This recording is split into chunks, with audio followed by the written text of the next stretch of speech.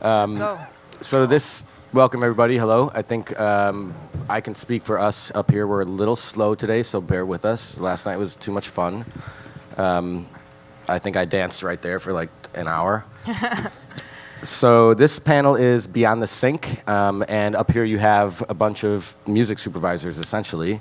3 people in advertising, and Mark is a freelancer, I would say, yes? Mm-hmm. Yep.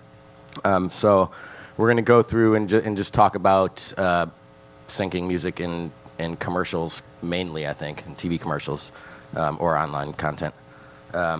We'll do introductions first, then we'll get into a conversation, and then we will open it up for questions with about 10 minutes left. So if somebody who works here could give me like a signal when there's 10 minutes left. Is there anybody who works here in this room? Awesome, thank you. That'd be great. My name is Daniel Kuypers. I run the music department at BBDO. I'm based in Chicago, and BBDO is a global advertising agency with 90 offices around the world. We have clients ranging from PepsiCo, Miller Coors, SC Johnson, Bayer Merck, down to smaller regional clients. Cool. Hi, I'm Sarah Tembeckjian. I'm a music producer at mcgarrybowen, which is also an advertising agency. I'm based in New York, but similar to BBDO, mcgarrybowen is an international agency. We have offices all around the world, and just to mimic Dan's intro, some of our clients are American Express. Get your own intro, dude. Hey, we're borrowing and sharing here, so this is a happy table. American Express, Audible, an Amazon company. We work with Verizon and Crayola, just to name a few. Hey guys, I'm Nick Keenan. I run the music department at a global advertising agency called VML, now called VML Y&R, but you don't need to remember that part because it's just a mouthful. We work on everything from New Balance to Wendy's to 30-something other clients that I'm blanking on right now. But yeah, it's a pleasure and a privilege to be here with you guys, so thanks for joining us this early. My name's Mark. I do freelance music supervision mostly for commercials and some film trailers, and then I've been working on fairly big campaigns, but as I say, it's just like I'm one cog within a huge kind of system. But I'm definitely on the kind of outskirts of it all. That's not true. That's why we sat him on that end. Right, yeah. I should sit at the back. So I kind of want to get into just the process first so people can kind of get an understanding of how we work, because I think it's a little nebulous as to actually what we do on a day-to-day basis. Most people think I just sit in a room and listen to music all day, which is partly true. That's, a few hours of the day, but there's a lot more to go into it. So can you guys just kind of break down your process, how you're finding the music, where you're getting it from, and then when you find out you want to use a piece of music, what happens then? Yeah. Nick, Sarah, go. Sarah, yeah, Sure. Sarah, you go. Okay, I'll go. Sourcing music is, I guess I'll just start there at that side of the question. But sourcing music comes from a variety of different ways. I mean, I'm scavenging Spotify, SoundCloud. I'm talking with people at labels and publishing companies that represent music that might want to be pushing a new album, or they might have a re-release or something they're really excited about. We get newsletters all the time in our inboxes, and it's really important for us to take the time to sift through as much of that music as possible and just get our ears on it. But as Dan was saying, much of the day is interfacing with our team and with creative directors, with producers, with editors, if we're at that end stage of the production. So music producers are really involved from really the jump through the final aspect of creating an advertising campaign or an ad. That the day-to-day really fluctuates based on what point in the process we are with a campaign, whether we're at the beginning and we're kind of in an ideation stage where we're talking about what the campaign musical aesthetic is going to be, what the campaign identity is like, and from there kind of you create a plan and then run with it. And sometimes that plan changes halfway through, sometimes Usually, you nail it. I think. Yeah. So, yeah. So that can range too. Just to piggyback off Sarah's point.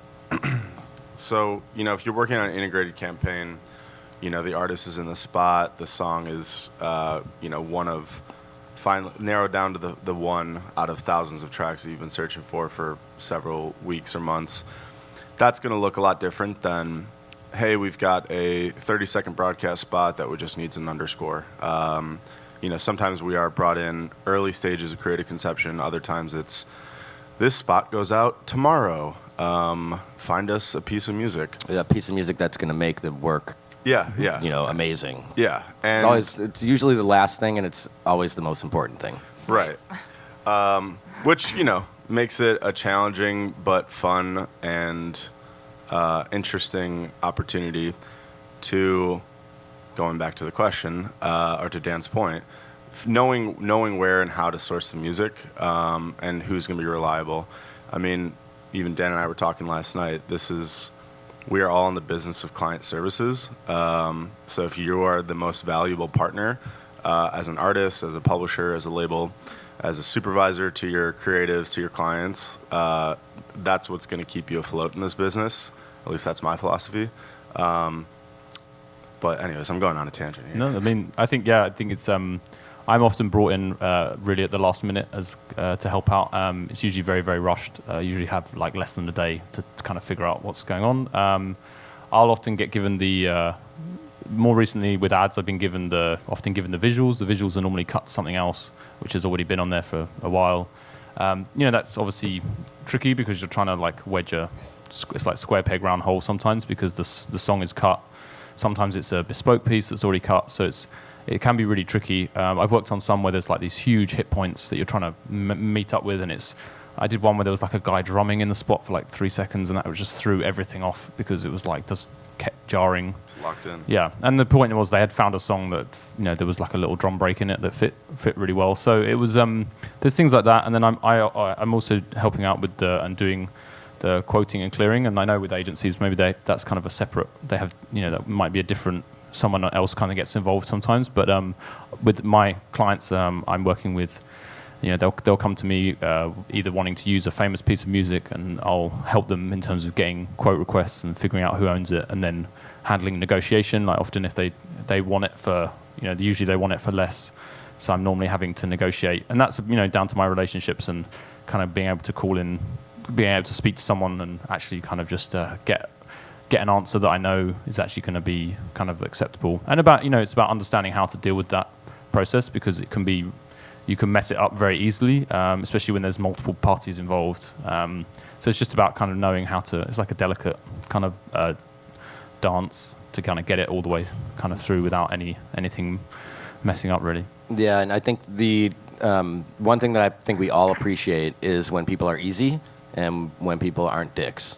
Right, that's like the two things. So simple. Be nice, Just be nice. cool, Just be nice. It makes the work better when we're all being civil with each other, and we do have to negotiate, and we have a budget. So our budget could be $20,000, it could be $200,000, it could be $5,000. That's what we have to spend. Trust us, we want to spend all of it. Yeah. Right, like we want to spend Yeah. our entire budget because we want to get the same budget or more next year in the Yeah. next project. Totally. So I think talk about like how. As partners, like how artists and managers and labels and publishers can help us help them. Yeah, totally. I actually have a recent example of that I want to bring up.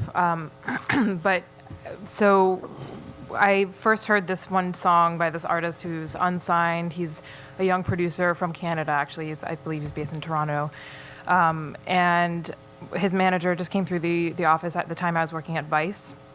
And he came through and he was showing a bunch of new music, and I heard this song and I thought, man, this is real, this is legit. Like I want to place this song, I want to help this artist, and I want to see him grow and see what other things he's got cooking up. So I kept that song in the back of my head. I mean, I've been at McGarry a few months now. I'm just made a transition, so it's been about half a year of this song in my head, and.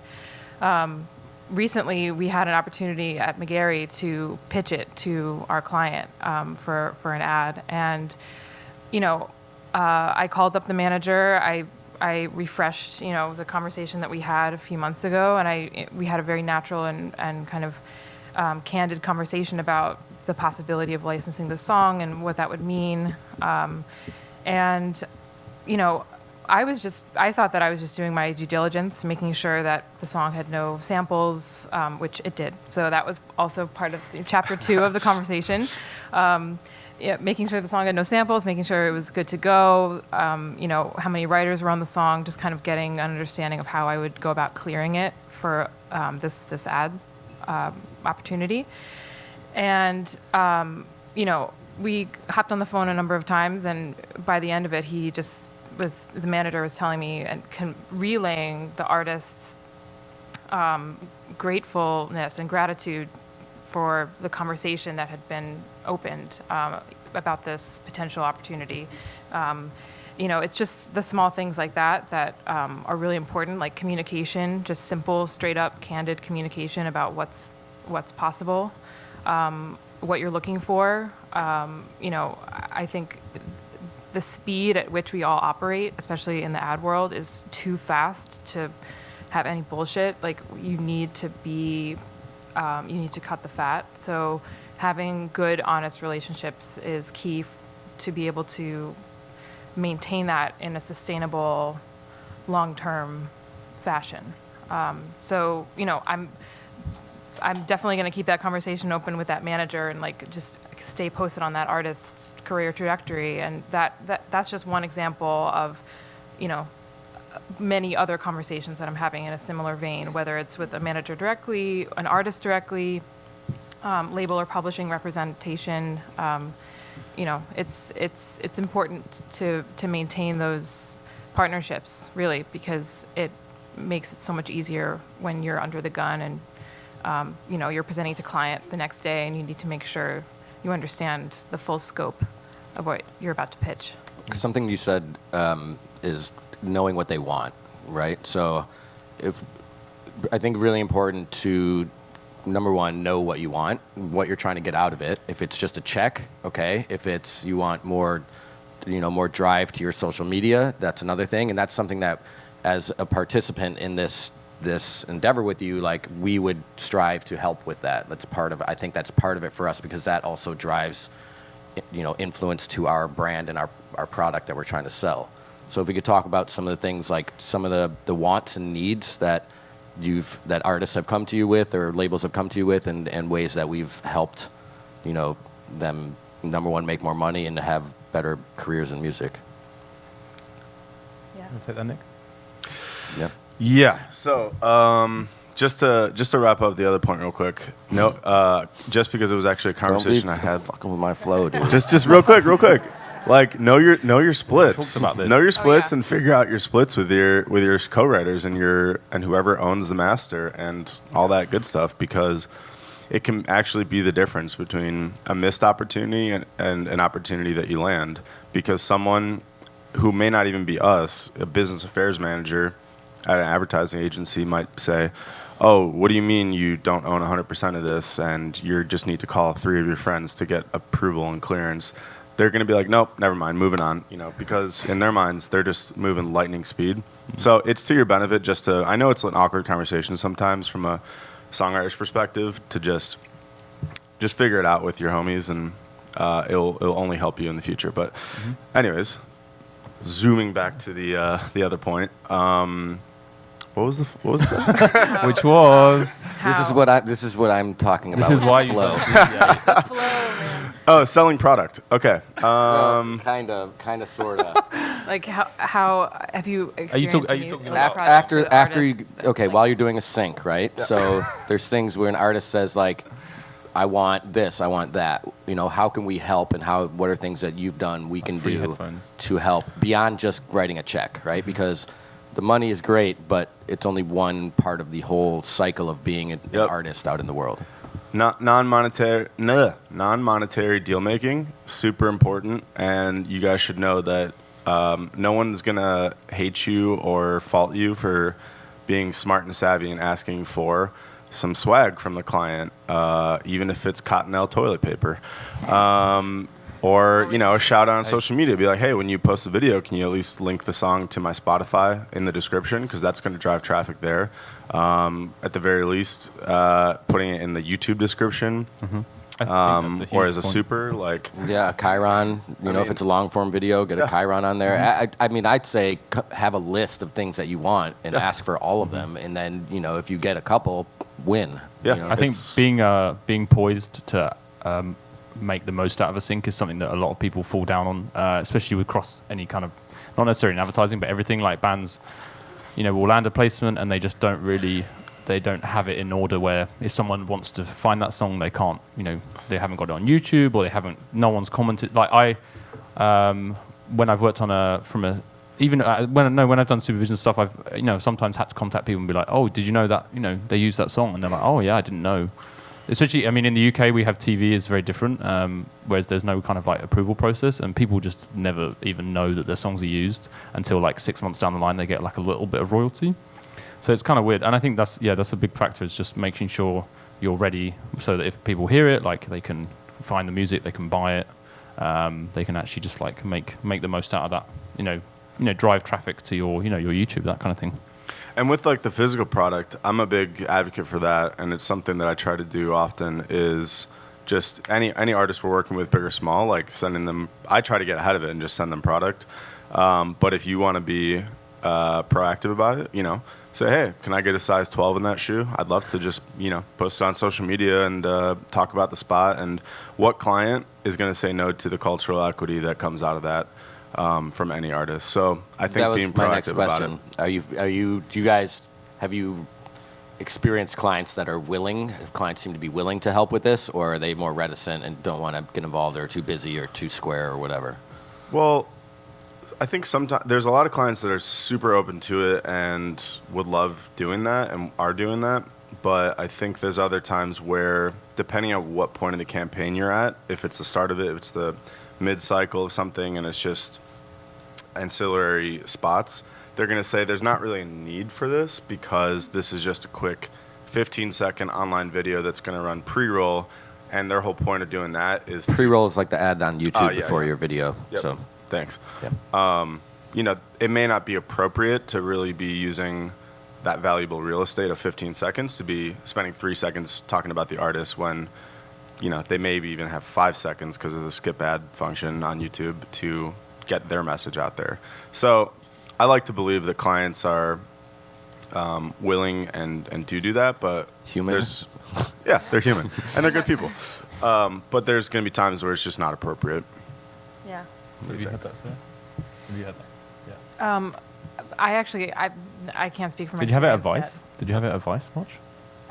No, at Vice, no. So the Vice programs that I worked on, I worked in the branded content space at Vice as opposed to where I am now at McGarrybowen, which is more traditional advertising. But I mean, to Nick's point about pre-roll, like that's pretty much the bread and butter of what we were doing at Vice. So the artist collaborations that took place while I was working on the branded content side were actually generally more organic. And because of the nature of the content that we were producing, sometimes the whole driving ethos behind the campaign was to integrate a musical artist or some kind of element from the artist's music into the campaign and into the video and into the story that we were shooting. We had that flexibility because most of the content that we produced was long form. So long form meaning a couple minutes. Like a couple minutes. Yeah. With, corresponding cut downs, like 15s or 30s that would be pushed across digital paid media, like pre-roll on YouTube, for example. So, we might work with an artist, like, for example, we and branching off of that, outside of the digital space, Vice did a couple of TV series that were all branded content as well. So that's a completely new model and not tapped yet too much, I would say, based on what I've seen.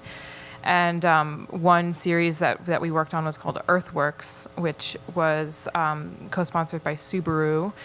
And So is it basically Subaru paying to make a TV show? that's correct, yeah. Subaru and Vice co-sponsored this show, and it featured, it had only 3 episodes. It was a massive, undertaking.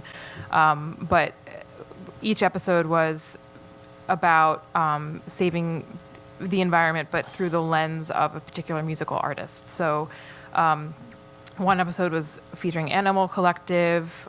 We had local natives for one episode, and also Miguel for our 3rd episode. So in that is obviously organic musical artist promotion.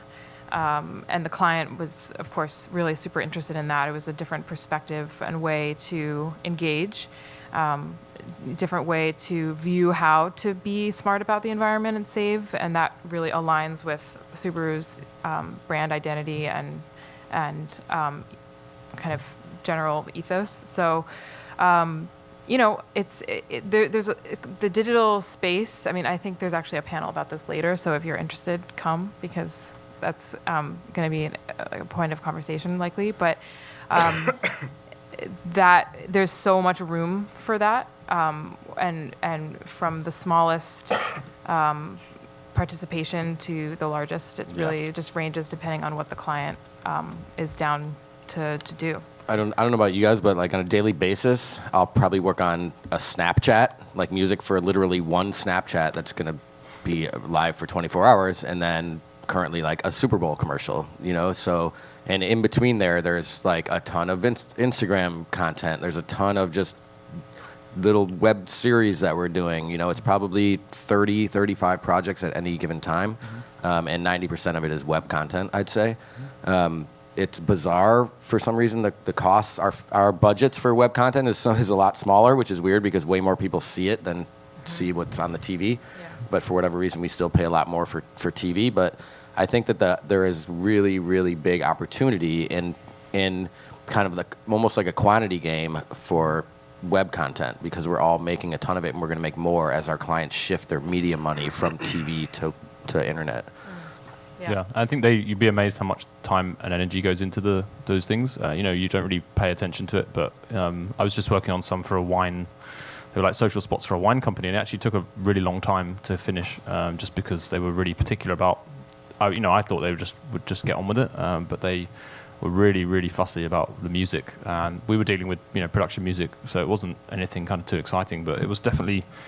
I was definitely surprised how long it took, how many times we had to kind of look for songs, and just generally, multiple conference calls, just very, very tedious. Considering it was just, to me, I was like, why aren't these just going live? I don't really understand, but that's it really.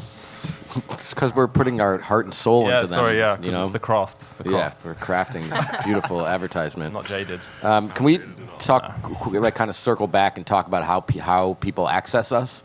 I know that these conferences like this is a really good way for us to meet new artists and managers and labels and reps.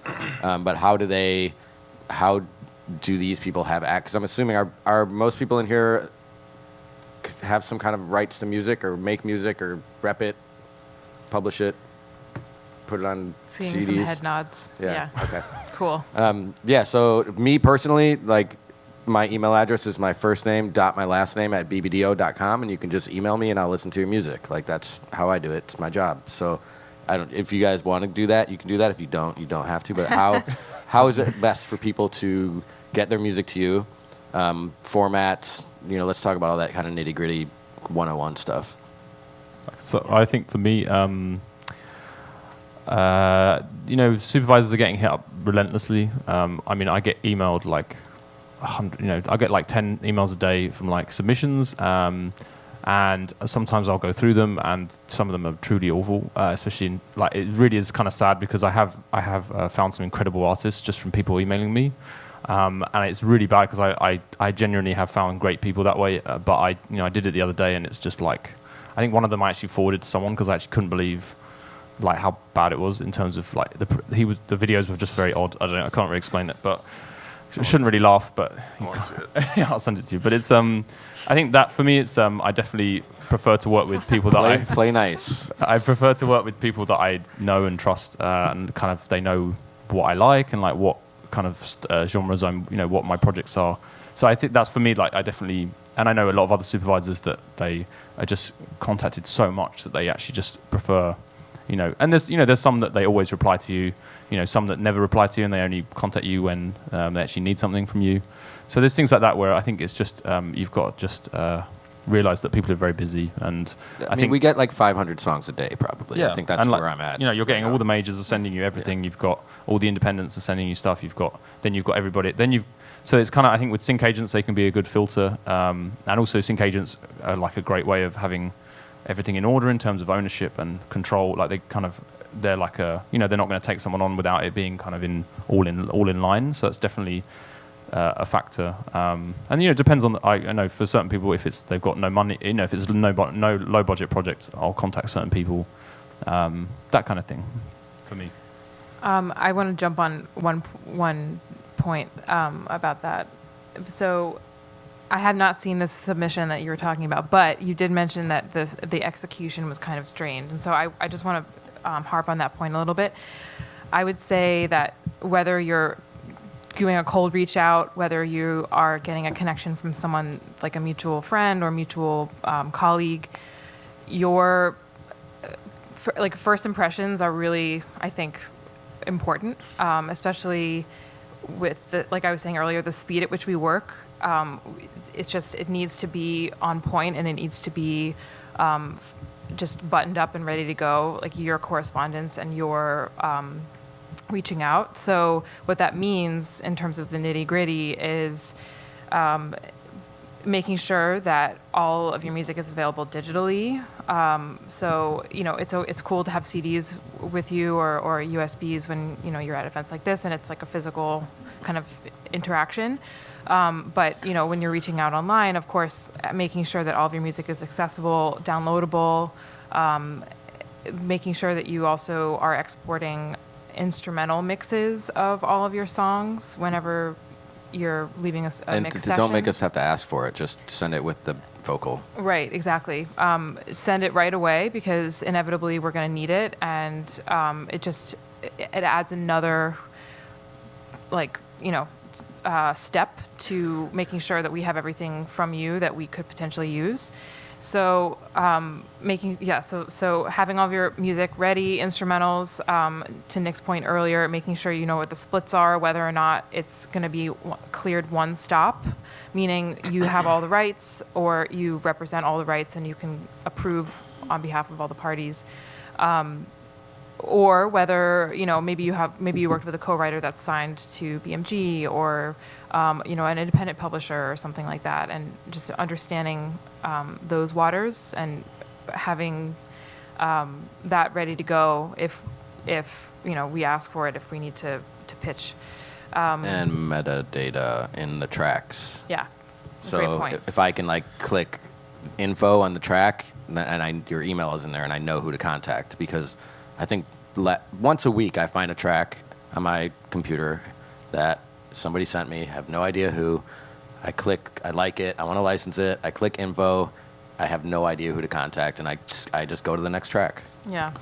And there's no Shazam for that, right? Because who knows who knows whether that was even released, right? So, and that's fairly easy to do. I mean, you can just go into iTunes and plug all that information in and save it to your MP3.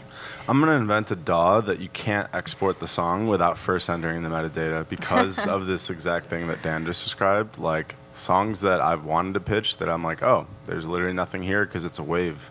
Yeah. And it's just the song name, which is unfortunate. But just to maybe close the loop on this, I think the consistent theme here is work smart, not hard. Do the outreach. If you're cold outreaching, keep it short and sweet. You don't need to write a full description about the song or the music. They're gonna hear it and know what it is in the first 10 seconds. So, hey, my name is XYZ. Just reaching out. I would love for you to check out my new single. Here's a box link or a disco link or a Dropbox link. Amazon gift card, Yeah. Here's the vocal and instrumental. It's I own 100% of the master and I own 100% of the publishing, or it's one-stop easy clearance through XYZ entity, or, here's what the splits are, thanks for taking a listen. And if people don't hit you back right away, you don't need to get discouraged. Know that, I can't speak for anyone else up here, but I think I'm safe to say, I'm going to prioritize someone who took the time to research the things and the work that I'm doing versus just another newsletter from the usual suspects. My email is nick.keenan@vml.com, and here's another industry secret. Most advertising agencies are first name dot last name at nameofagency.com. Yeah, you can guess most email addresses. Yeah. And as long as you, as you say, have done some research and it's not just a blanket email, I think it can really go a long way in terms of, I think it's Make it personalized. Yeah, exactly. It's very, and especially figure out where your music might work. Don't just be sort of firing it out to anyone in the hope that it will land, because otherwise it's just a waste of time, really. It takes 20 minutes to figure out the kind of work that Mark is doing, or I'm doing, or Sarah, or Dan. And if you see a kind of theme of, they seem to just do a lot of instrumental hip hop stuff, then maybe focus your efforts elsewhere. It doesn't hurt to send, but for what you are gunning after, definitely just, like I said, work smart, not hard. Yeah, and I think if you saw us at this panel, reference that and be like, "Hey, Nick Keenan, I saw you at the panel. Your hair looked great." Yeah, your flow was great. The flow, man. He's got the flow. Swag, and some swag. We've talked about it at length. That's for our pre-panel prep. We just talked about Nick's hair. Just Nick's hair. The pre-panel prep. Yeah. Tongue twister. I want to talk a little bit about who actually chooses the music, because that's another misconception, I think, is that people think we are the ones choosing the music. We're the ones making recommendations, but so how does that process work for you guys? No one and everyone chooses the music. That's my answer. That's a great. That is No about one right. and everyone. Yeah. I'll jump in on this. So talking about music producers getting involved from the very beginning, that's usually the best case scenario, where you're talking with the creatives and you can really try to saturate yourself in the minds of what they're trying to achieve with this spot, and think of a number of different musical angles. Sometimes creatives have musical references that they really are pushing for, and they are Coldplay usually. Yeah, always Coldplay. Nice bit of Coldplay. The Cure recently for me, so it's understanding and appreciating and navigating that contribution from those that are not in your music department, and trying to interpret that and source music that is either similar, or maybe if you feel that it offers a different perspective on the spot, just to throw it in as a wild card, because often what I like to do is provide kind of different, carefully selected directions, including, of course, the original concept. Never forgetting that, of course, because that's really the nucleus of where we're going to begin. But making sure to have those different directions, because you never know what's going to spark with sync, and that's kind of what excites me, is that kind of juxtaposition. And so to achieve that, really, it's just kind of a process of trial and error, and the longer you have relationships with those that you're working with, the more comfortable you can be with thinking outside the box. But generally, with how you land on the final track, it's from that kind of ideation stage where you're throwing spaghetti on the wall and you're just like, is it going to stick? I don't know. Is it going to stick? That is, which, by the way, does not work. That does not tell you if your pasta's al dente. Don't do it. Just an FYI. Okay, that's an urban myth. I think it's you a can do that with suburban. CDs It's more of a as well. suburban myth, probably. Is it a suburban myth? Yeah, I it think might that's be. more of Well, a I'm suburban not, thing I'm than from an the urban city, thing. so Yeah. I just, I'm trying to throw pasta. My wall is caked in pasta. But Why anyway, is this song working? Finding that final song and landing it in the end is really just a process of patience and thinking to always think outside the box, and trying to keep that pool of music renewed and sustainable throughout the process, because inevitably it's going to come from your ears through the creatives, through their boss, through the executive creative director on that Right. account. So can you like illustrate what that looks like, that hierarchy, what that looks like, all the way Yeah. from the junior copywriter to the client, essentially? Yeah. So at least in the ad space, it starts usually with so junior copywriters or junior creative associates, and they're the ones kind of in the trenches, working on the spot and getting all the tasks done. And none of the credit. And none of the credit, unfortunately, but that's their trajectory, and that's, we all have to deal with that at some point or another. But so it goes from them, and then they usually will have some kind of project manager making sure that everything's staying on track and kind of shepherding and guiding them. From there might be a median level between that project manager and the executive creative director on the account, but sometimes there's not. Sometimes it's a direct flow. It just depends. But so that's already, 3 levels, potentially 4 levels, and that's purely internal. So we haven't even broken outside the agency yet. Once you break outside the agency and you present to client, there's a further inception there too. So you start with your immediate account liaison, and from there, or client liaison, I should say. And like I said, it could keep expanding, really. It just depends on the size of the account, whether you are the agency of record as well, which essentially means that you're the agency that holds the global account for that brand. And usually that entails that you're going to be working on the bigger spots and like have more of a priority. So when there's more priority, there's more people involved.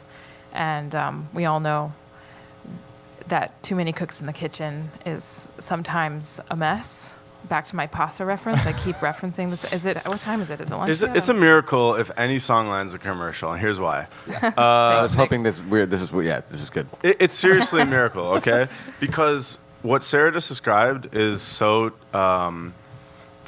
interesting, because there's also people within the agency before it even leaves the agency to get reviewed by a client who don't even really know what we all do. And what I mean by that is that this is a relatively new practice in the industry compared to like the recorded music industry, of course. And, creatives who think that like we just listen to music all day in our office, and, the junior copywriter who thinks they're the cool kid on the block with the great taste because they write a Pitchfork article. So, it's an absolute miracle, because then once it leaves the door, then you have a client team who's your immediate client team, most likely reviewing And they it. wear suits to work And they wear suits. and making decisions about music. And- And their daughter tells them about Oh my God, Yeah. I've literally had... There you go. Yep.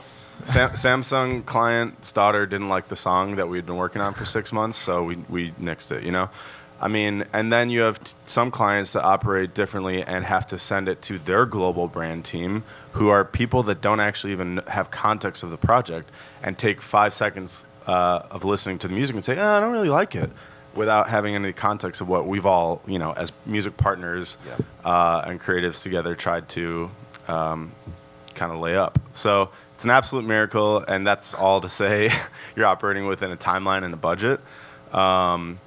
So that's why I kind of say, nobody and everyone is the decision maker in music, because it can get to the, 1 yard line, and then it might be back to the 50. And I think everybody, more than ever, has an opinion. Everyone's worried about their jobs. Everyone's like trying to be, make sure that they're not being left behind. So there's a lot, I think, more than ever. There's that. When I've done film trailers in the past, I'm working a lot with the editors, and they're very headstrong about what they're doing with the film, because they've watched the entire film, they know the project, so they're very like, you can suggest, they're like, wow, these are great ideas, but I'm still going to go with like the song that I like, and they can, and I think the editors can be real decision makers as well.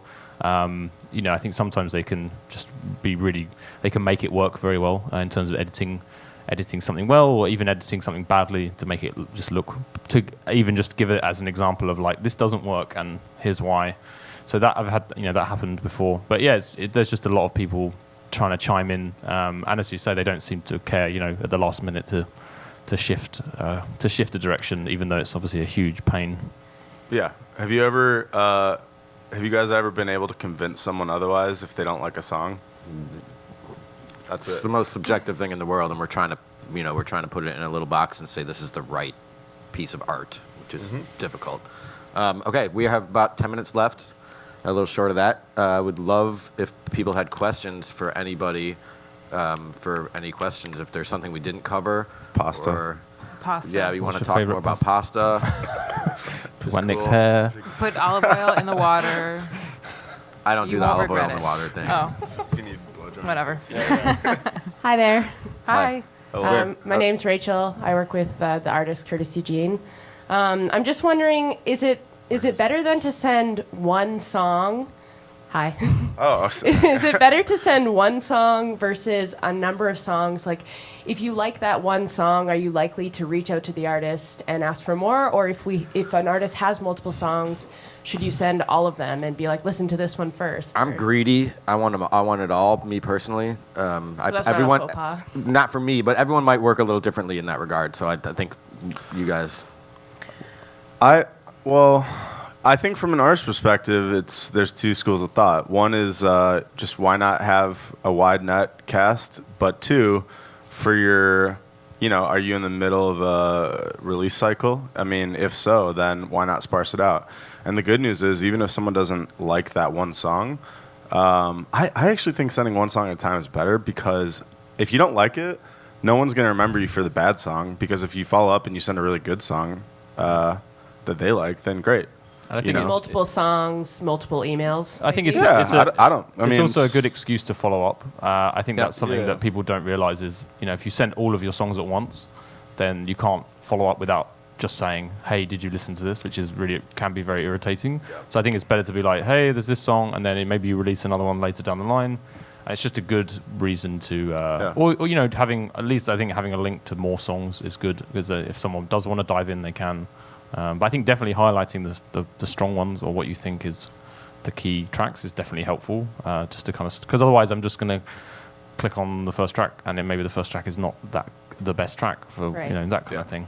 And can you clarify, when you're talking about the metadata, can you clarify sort of specifically what that entails? Like email, name a song? I'm just not clear. name a song, artist, splits on the publishing, who owns the master, email, contact info, phone number, ideally. And you can put it all in the comments. Yeah. Usually Yeah. that's where it sits. You can or kind of go grouping. ham with that. I mean, if you go in there and look at it, you can put in the BPM if you really want Yeah, to. yeah, You can yeah, go. yeah. You can get pretty you put keywords, you can granular, genre with it. specific but really, keywords, tags. contact info is the most important thing. Yeah. Who you are, how do we contact you? Okay, thank you. Yeah, thank you. Is this going to be a question about Chicago? Where's your favorite restaurant? Why? So I've heard recently on some panels looking at like Spotify and playlisting and all that that playlisting itself is favoring songs that are in a particular dynamic range rather than songs that go up and down and all that. And I'm curious if in your world are there certain song characteristics, whether it be dynamics, BPM, stuff like that, that make a song more appealing? I think from my perspective, we use a lot of really dynamic songs that have a lot of dynamics because we do a lot of storytelling.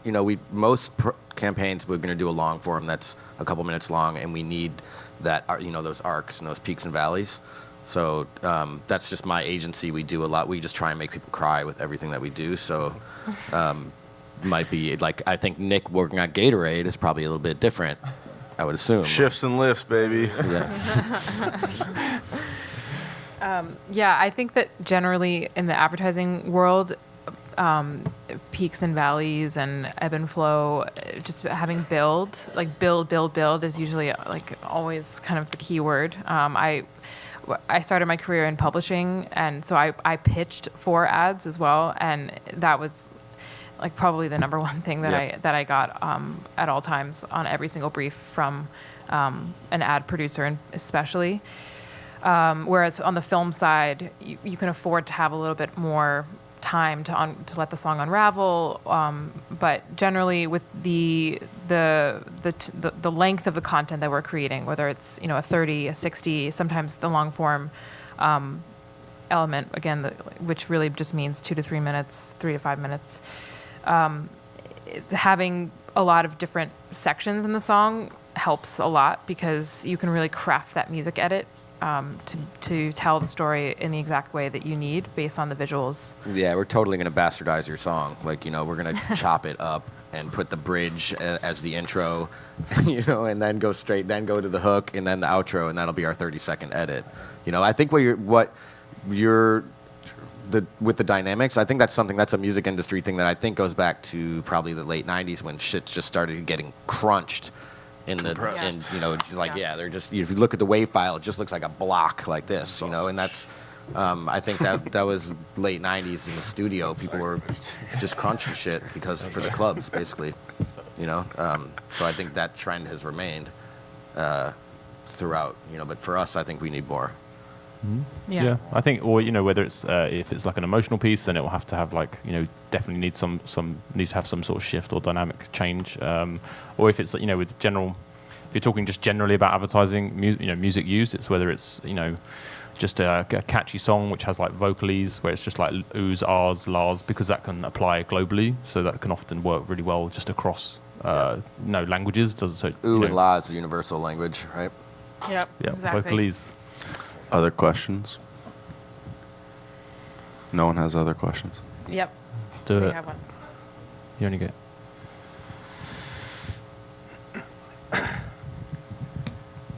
Get some more mics up in here. Yeah. Are there aspects of like a social media presence or where your music is being available to stream that if you don't have that, it would be a barrier? Like, let's say you like the song and then you check us out and you're like, oh, well, this person's super amateur. Like, is there anything? I think just the existence of having your music on the streaming platforms just adds a level of credibility in a client's eyes. And in my eyes, because it kind of shows you like you got your shit together. But if it's the right song, it's the right song. Yeah.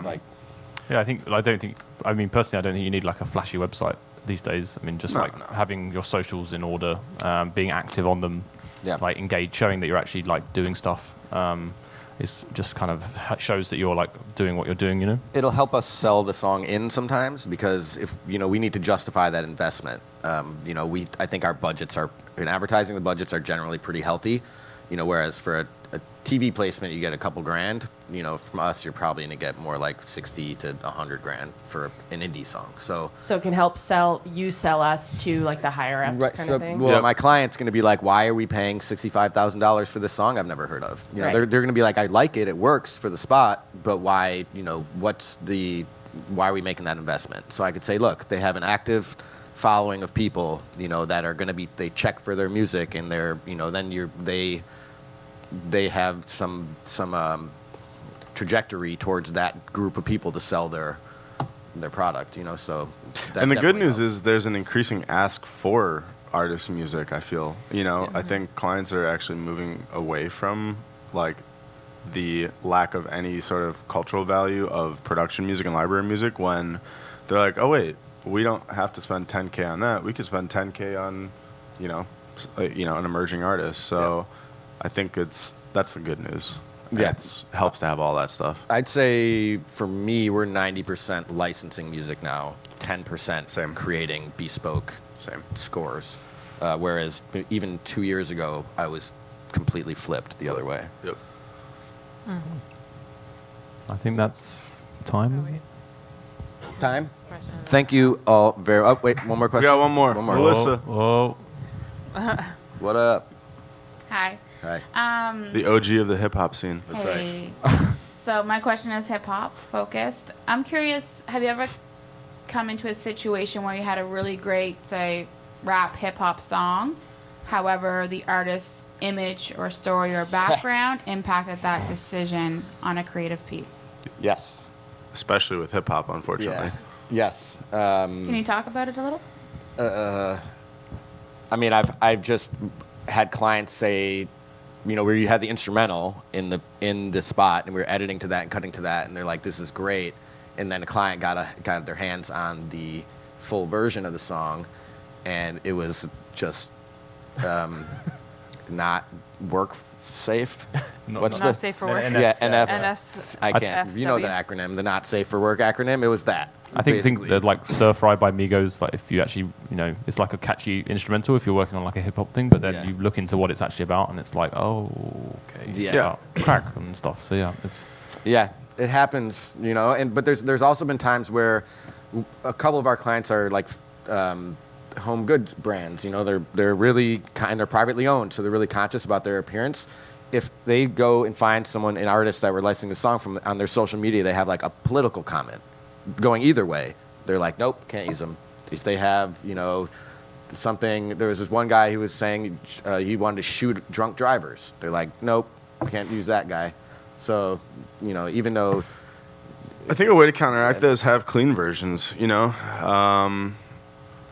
Presumably, it's talented artists that have the explicit version, and if they're talented, they can make and get the same message across with a clean version. That if they are looking to secure more sync placements, Yeah. and just being cognizant of the fact that a lot of clients tend to be brand cautious, as they should be, and they're getting blown up on every day. Yeah. Somebody's blowing all of our clients There's a up million every day things, on yeah. Twitter trying to get some free shit, Yeah. right? Like, that's just how it Exactly. So they're just mitigating risk, and if they can't have allusions to drunk driving or sip and lean or, the peanut butter Cadillac for a drive-by. So having a clean version, if it doesn't change the whole entire integrity of the song, I don't know that Migos has a clean version of Stir Fry, but goes. How do you clean that up? Yeah. I will say though that I love Migos. I think this kind of goes back to one of our earlier points about communication and partnership with artists and managers, and one hip hop song that might have, whether it's like the song itself that is explicit, or whether it's the artist's identity and the image and his political leanings or what have you. It might be totally wrong for one client that we're working on, but it might be fine for another client. Mm-hmm. So, for us to have that honest, candid partnership with those that, whether you're the artist yourself or whether you're the manager, label, pub rep, appreciating and understanding the nuances of everything that we have to filter for all the various brands and clients that we deal with. Understanding that and having an open, honest dialogue about it will be like the easiest thing for that to answer this particular question regarding artist image. Because like I said, you never know. It might be like the track might be super dope and we want to use it, and it might work for another client that's like more flexible. and we'll usually fight for it. Yeah, if exactly. So that goes back to that partnership thing. We'll fight for it if we want to place it, and we'll keep it in mind. Like that song that I kept in my head for 8 months, and I'm throwing it up on commercials opportunities, which is a hip hop song. So yeah, to answer your point. All right. Thank you, everybody. Thank you, guys. thank Thank you. Stay dry.